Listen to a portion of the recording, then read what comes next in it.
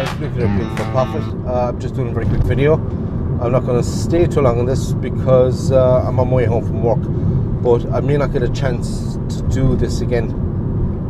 So I'm just deciding to do it now and just very briefly talk about one or two issues that are a bit on my mind over the weekend. So I suppose I better get the ball rolling.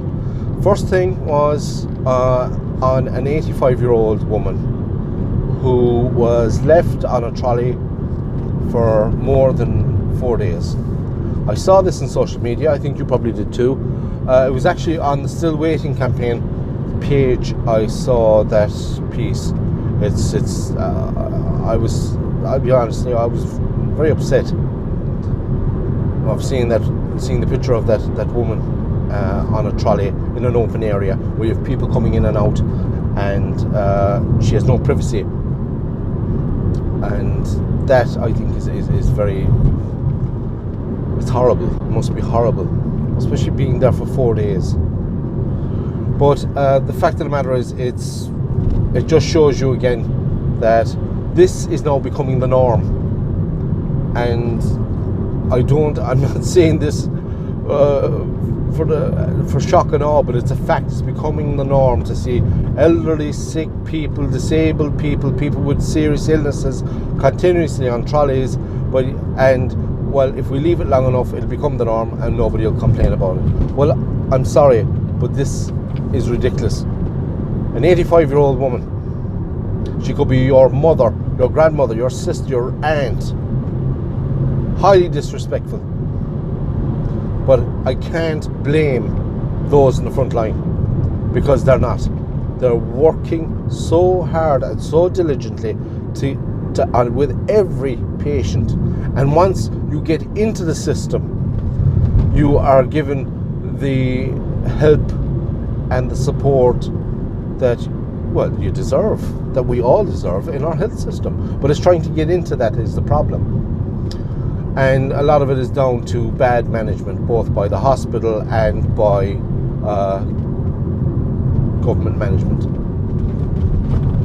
And I do blame Simon Harris and his senior civil servants, who, by the way, don't change. They're continuously there, but yet the same problems occur. It's like getting a plumber in to do a job at your house, and he does a very, very bad job.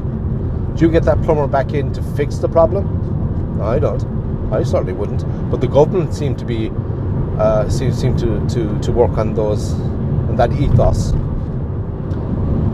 But I'm glad to say she finally got a bed after 4 days, and I have to just put out there, I just give my respects to her family, who had to put up with this, as well as that poor woman who had to bear with 4 days before she got a bed.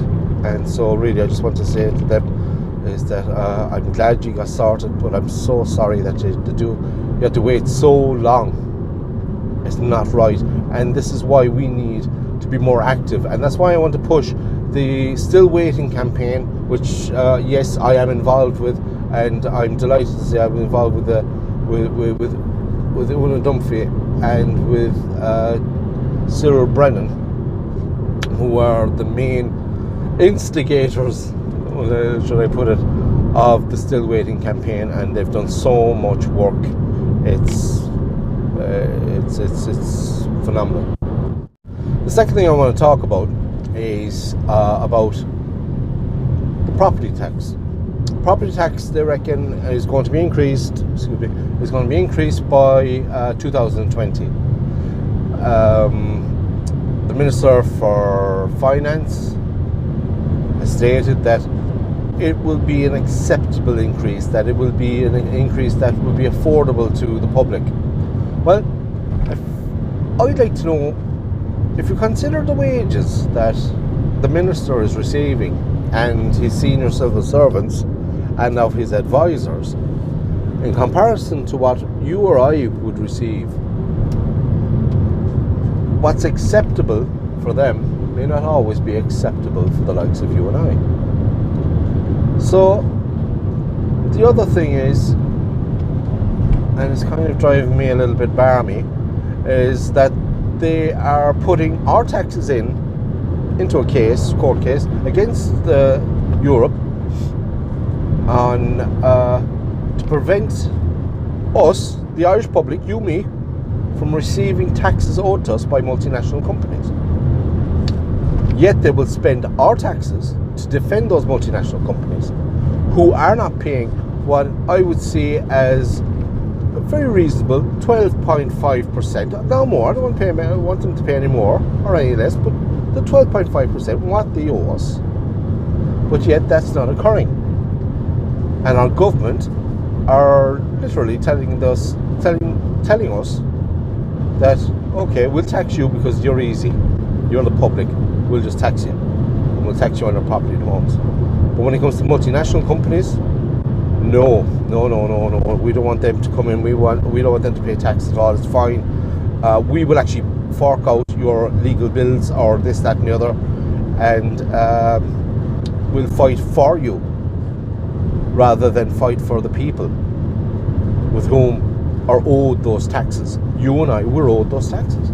So, look, it's something to think about, and if you want to leave a comment, do.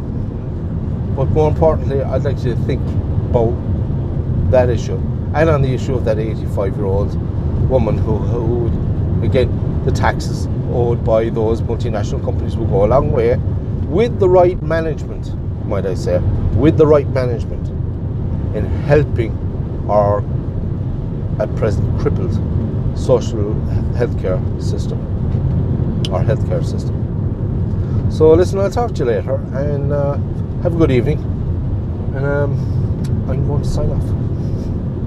Alright, take it easy, and I'll see you soon. Okay, bye.